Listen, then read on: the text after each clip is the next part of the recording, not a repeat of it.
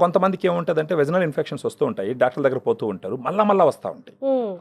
వాళ్ళకి ముఖ్యంగా ఎలా వాడాలంటే ఈ ఫెమిడిలైట్ ఒక క్యాప్సూల్ డైలీ ఒకటి తీసుకోవాలా, ఒక 1 మంత్ తీసుకోవాలా.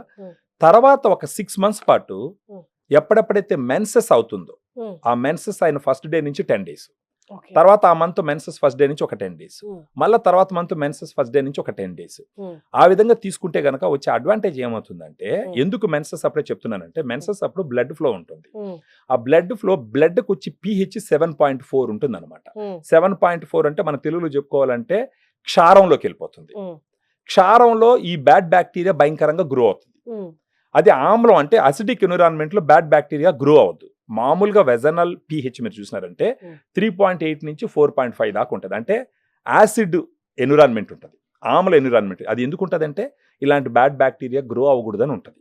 కానీ మెన్సెస్ టైంలో ఈ బ్లడ్ రావడం వల్ల ఆ pH మారిపోవడం వల్ల అప్పుడు బ్యాడ్ బ్యాక్టీరియా అంతా గ్రో అవుతుంది. అందుకనే మామూలుగా మనకి ఎన్నో సంవత్సరాల నుంచి కూడా అంటారు మెన్సెస్ టైంలో భార్యాభర్త కలవకూడదు అని చెప్పేసి. వన్ ఆఫ్ ద రీజన్ వచ్చి ఇదనమాట.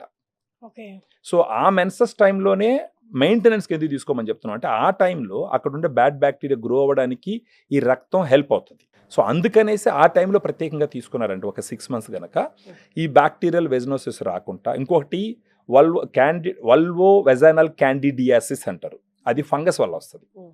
ప్రత్యేకించి ఏంటంటే ఇప్పుడు ఫెమిడిలైట్ తీసుకున్నప్పుడు అక్కడ ఉన్న బ్యాడ్ బ్యాక్టీరియా పోయి ఆ వెజైనా గోడ మీద కూర్చోకుండా అడ్డుకుంటాయి అనమాట ఈ బ్యాక్టీరియా.